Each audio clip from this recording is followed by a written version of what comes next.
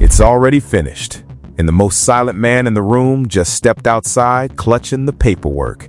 That's the moment no camera caught. That's the second no thumbnail framed. The lenses were busy chasing a frozen sculpture in a Toronto plaza. The click farms were busy hammering refresh on a streaming meter. The loyal foot soldiers were busy pounding capital letters into their keyboards. And while every eyeball was aimed at the wrong direction, a folder shut inside a federal courthouse, and an empire got handed off without a press release. No headline, no alarm bell, no ribbon-cutting ceremony. Only a soft click, a stamped page, and a man named Kendrick Lamar stepping into a photo studio days afterward to take one solitary picture that would manufacture more cultural voltage than a rollout costing $40 million.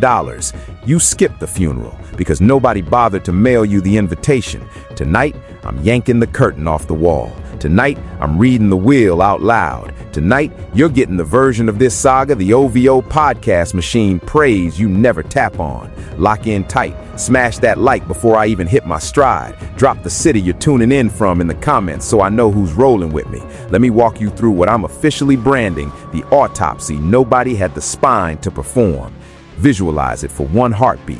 A grown man, a self-anointed sex god, a billionaire by every public yardstick, sitting inside a federal courtroom waving a sheet of paper at a judge pleading with the United States legal apparatus to muzzle another rapper, not on a record, not on a burner account at 3 a.m., not in a coded subliminal, inside a courtroom with letterhead, with attorneys on the clock, with a filing receipt. That single mental snapshot is the entire 2026 hip-hop story crammed into one frame. And once your eyes register that frame, the image refuses to leave your skull. The booth got swapped for a briefcase. The pen got swapped for a pleading. The verse got swapped for a vendetta. And the second the ink dried on that motion, the throne tilted sideways, and nobody had the heart to inform the king that the chair beneath him was already cracked in half. Everybody parrots the same calendar square, October 9th, 2025. Everybody recites the same quote from Judge Vargas, tagging that exchange of vitriolic war of words. Everybody frames the moment Kendrick Lamar's bars were ruled protected commentary instead of prosecutable defamation. Fine, engrave it, frame it on the wall, ink it on your forearm. But there's a second beat inside that courthouse story almost nobody is willing to drag into the daylight. And tonight, I'm dragging it kicking, because tucked inside a 117-page appellate filing submitted in January 2026, Drake's own legal team, read this carefully, argued that the lower court manufactured a dangerous categorical rule that rap diss tracks can never qualify as defamation. Read that twice. Tattoo that one beside the first. The man whose entire commercial folklore was constructed on the phrase battle rapper. The same man who supposedly buried Pusha. The same man who stared into a lens and labeled himself a one-man army. Just greenlit his own attorneys to march into a federal appeals chamber and argue that diss records ought to be a legally restricted category of speech. That isn't a contradiction. That's a confession. On government letterhead with a docket number stamped across the top, available for public download for eternity. And the picture only gets nastier from there, because UMG's response brief, the portion the algorithm keeps shoving to the bottom of the feed, the section the loud podcasters keep pretending doesn't exist, the label, his own label, the corporation cutting his quarterly direct deposits, sat down at a keyboard and wrote inside a federal document that their own client was a hypocrite. That word, hypocrite, inside a brief submitted by his own employer. Read it 10 times in a row and let the syllables settle into your chest. The label printed it, not me, not Kendrick, not some thumbnail-addicted commentator with a delivery app subscription stapled to his bank statement. The label. And then they twisted the dagger one full rotation. They reminded the panel, in writing, with timestamps, that Drake himself had labeled Kendrick a wife-beater on wax.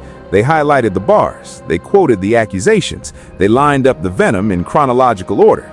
Then they pivoted and offered effusive praise, UMG's exact wording, not mine, for Kendrick Lamar's artistry. So now we have on official federal record the most powerful music corporation breathing on this planet, informing a panel of judges that the man suing them is the inferior craftsman. That isn't a beef, that's a corporate report card, and the grade was an F. filed under penalty of perjury. The receipt is sitting there on the docket. Go pull it yourself. Then, April 17th, 2026, the reply brief lands on the docket. They double down on the position. They accuse UMG of demanding a free pass for defamation. The legal bills climb a staircase nobody can see the top of. The credibility nosedives.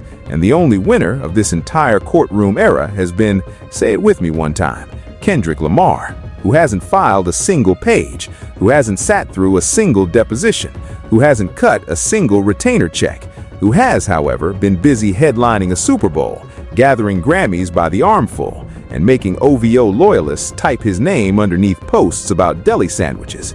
Now pivot with me. May 15th, 2026, Iceman, the 9th studio album, confirmed on the calendar, marketed across continents, theatricalized to a level we haven't witnessed since Kanye stuffed stadiums with floating beds. Toronto received a colossal ice sculpture installation. A streamer going by the handle Almighty Pishka was reportedly compensated to discover the release date frozen inside an actual block of ice.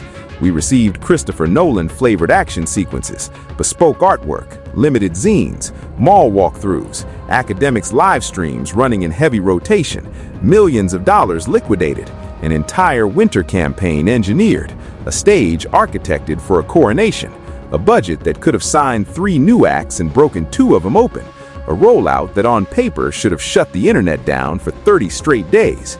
And the stage is hollow, 2 weeks out from the drop date. Hollow. You cannot locate a real conversation about the actual music. Nobody is questioning what the production sounds like. Nobody is dissecting cover art for buried symbols. Nobody is sweating over the feature list. There is no Reddit thread crossing 50,000 upvotes about a track list. There is no Twitter rabbit hole picking apart Easter eggs. There is no group chat passing rumors about which producer landed the bonus cut. The only thing, and I genuinely mean the only thing, his own fan base is talking about is Kendrick Lamar. Will Drake diss him? Will he subliminal him? Will the first week eclipse GNX? Will he sample Prodigy out of pure spite? Will he reference the dismissal? Every single question funnels through one man, and that man is not the one releasing the album. That isn't a rollout. That is a haunting. That is a seance with a marketing budget bolted to it. That is a magic show where the magician evaporated before the curtain even lifted, and the audience is still applauding the smoke. And here is the line that should freeze every OVO loyalist mid-sip in their kitchen tonight. The Jam in 101 album preview, a public official press release, reportedly contained a sentence acknowledging that Drake later filed suit against Universal Music Group over the track's promotion, though the case was dismissed. Read that one more time. The lawsuit is now baked into the album's promo material. The dismissal is now welded to the press cycle. The defeat has been kneaded directly into the marketing dough. The Iceman is being introduced to the public with a footnote about a courthouse loss strapped to his ankle like a tracking device. You cannot pedal ice while you yourself are dripping water. You cannot crown yourself the king of the north while the puddle pooling around your boots keeps spreading wider. You cannot sell a victory lap when the press kit opens with the receipt of the loss stapled to the front cover. Tonight, I'm minting a phrase. I want every culture writer, every academic, every grad student hunting for a thesis prompt to grab this concept and run a marathon with it. The condition we are watching unfold across the OVO ecosystem is hereby christened, formally on the record, Kendrick Lamar Derangement Syndrome, KLDS. And the symptom list is textbook clinical. Symptom 1, the physical impossibility of resisting the urge to type the word Kendrick underneath posts that have absolutely nothing to do with Kendrick. A photo of a deli sandwich, a meme about football, a weather forecast. The keyboard moves on its own. The thumbs filed the report before the brain even logs into the building. The man could post an image of a stepladder and the comment section would convert it into a Kendrick conversation in under 4 minutes. Symptom 2, the unshakable conviction that every public ranking, every photo shoot, every magazine placement involving Kendrick is a coordinated psychological operation funded by Jay-Z to sabotage the Iceman rollout. Not a coincidence, not earned, a conspiracy, always. Symptom 3, the heartbreaking erosion of interest in your favorite artist's actual music in favor of obsessing over another man's career milestones. You used to spin Drake records on the way to work. Now you spend the commute refreshing Kendrick's Instagram. That is a hostage situation, and you, my friend, are the hostage holding the ransom note for yourself, written in your own penmanship, addressed to your own mailbox. Symptom 4. Selective amnesia regarding the difference between a vocalist and a singer. You recognize the distinction the second it serves the argument. You forget the distinction 24 hours later when the next list drops and the framing changes. This week alone delivered 2 viral case studies straight from the lab. The New York Times released its 30 greatest American songwriters ranking. Kendrick made the cut. The companion photo shoot, monochrome, cinematic, framed like a Criterion cover, generated more raw engagement than most artists pull in across an entire album cycle. A photo shoot, a man standing in front of a single lens, more cultural conversation than scavenger hunts and frozen blocks combined. Then Consequence published its 100 greatest vocalists of all time list, and Kendrick landed at number 20, leading every single rapper on the page. Drake, for the record, was nowhere on that list. Not on page 1, not on page 10, nowhere. And the OVO response was not to argue, not to assemble a counter ranking. The response was to accuse the publication of being part of a Jay-Z conspiracy designed to sabotage the rollout. A music magazine sabotaging an album through a list of vocalists. We are no longer participants in a fan war. We are seated inside a clinical waiting room, and the patients are typing in all capital letters and refusing the medication on the cart. Now here is the chapter the casual listener has never been told, and it might be the single most important paragraph in this entire video. Lock all the way in. Years back, Steve Stout reportedly sat down with Drake and offered him counsel that, in hindsight, reads less like advice and more like prophecy. Academics himself relayed the quote on a recent broadcast, apparently without registering that he was handing the world a receipt with both hands. Stoute reportedly warned him point blank the second he made Tootsie Slide, he was standing at a fork in the highway. He could grow with his audience the way Jay-Z grew with his, the way Nas grew with his, or he could chase the youth in perpetuity, chase the dance, chase the trend, chase the algorithm. And here is the line that should be carved into marble somewhere. Stoute reportedly warned him that when an aging artist chooses to manufacture music aimed exclusively at the youngest demographic, that demographic will like him, but they will never love him the way they love an artist born inside their own demographic. Like, but never love. Stream, but never sing along on the chorus. Press play, but never press repeat. Add to playlist, but never add to soul. Tap the heart icon, but never feel it tug a single heartstring. That sentence, delivered years ago in private, is the entire diagnosis of this album cycle broadcast in public. Drake chose the chase. He chose Tootsie. He chose the dance. He chose the gimmick. He chose the bot farm. And in 2026, on the eve of Iceman, he is harvesting precisely what Stoute reportedly warned him he would harvest. A fan base that consumes him but does not love him. A streaming empire built on rented attention, paid by the click, terminated by the trend. Meanwhile, the very same New York Times songwriters list that triggered the meltdown also featured a quote from Jay-Z that, if you read it slowly, functions as the antidote to the entire Drake disease. Jay said the secret to longevity inside rap is growing alongside your audience, crafting music that mirrors actual life experiences instead of pandering to whoever happens to be 17 this calendar year. Grow up. Bring the audience up alongside you. Stop trying to date the algorithm. The algorithm doesn't love you back. It never has. It never will. The algorithm has no birthday card to mail when you turn 40. Now hold tight, because the next portion is the kind of cosmic timing no marketing department on this planet could fabricate in a lab. The very same weekend Judge Vargas dismissed the lawsuit, Havoc and Nas dropped what would be Mobb Deep's final album, Infinite.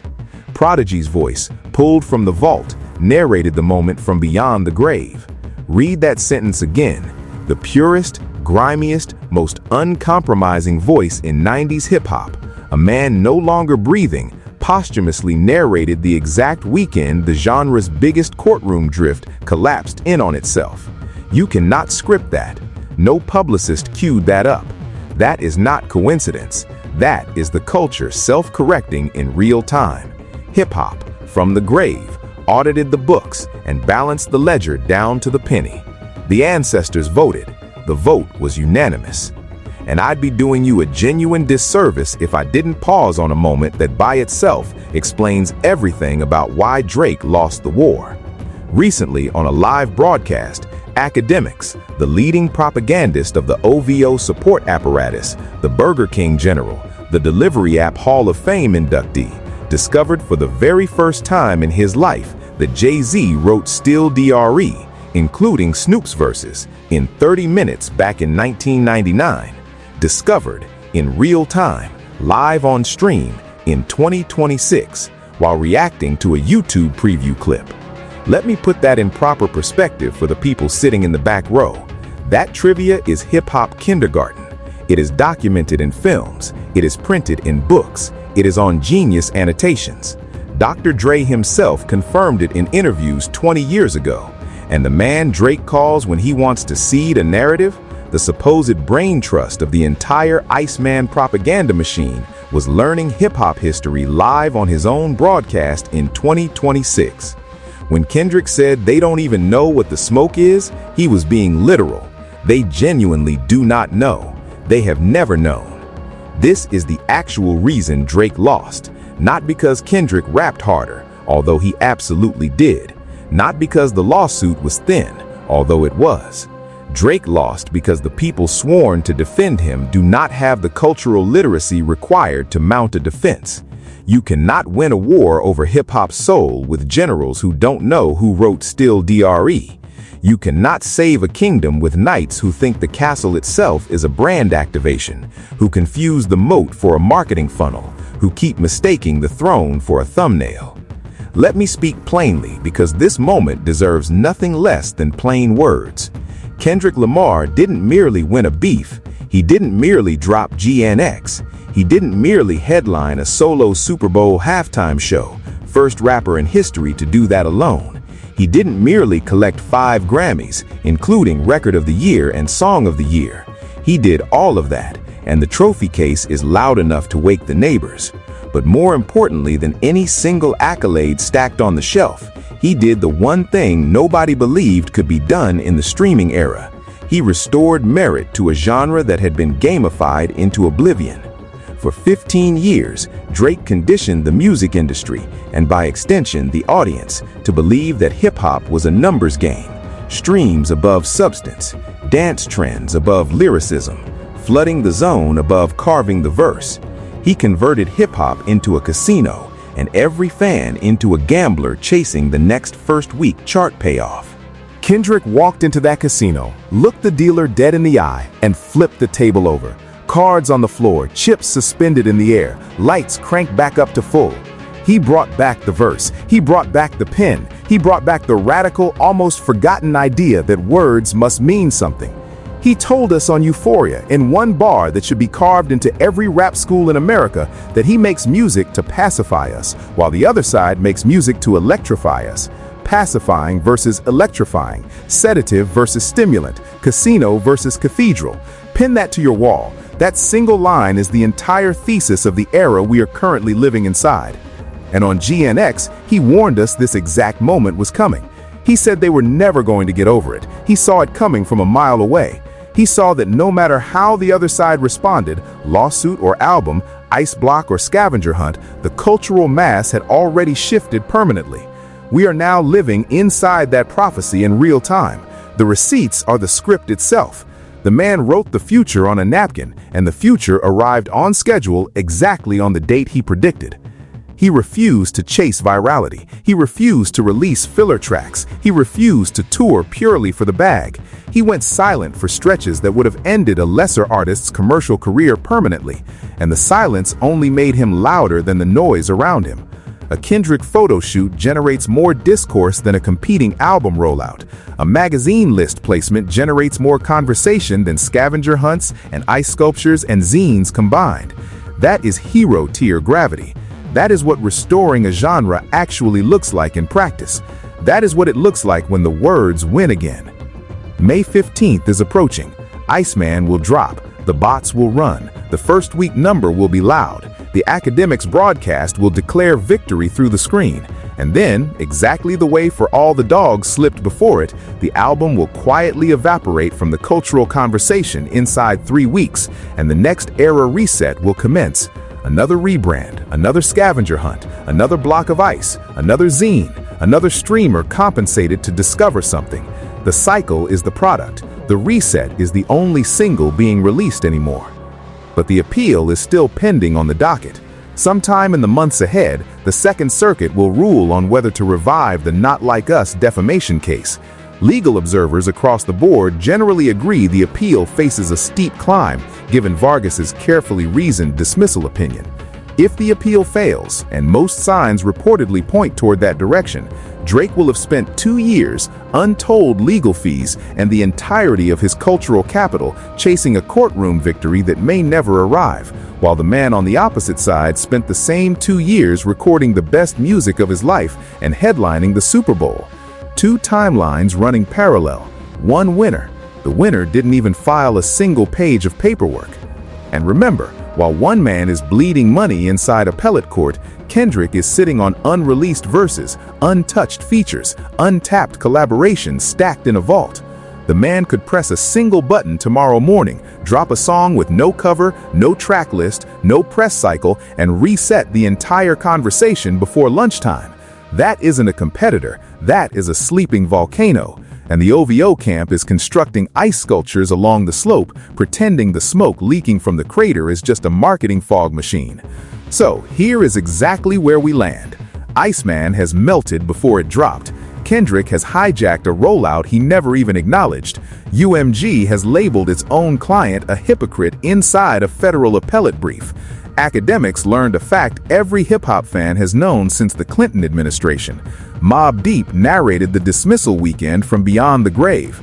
Steve Stout reportedly warned him years before the crash, and Kendrick is standing inside a photo studio taking one single picture, saying absolutely nothing, dominating the news cycle anyway.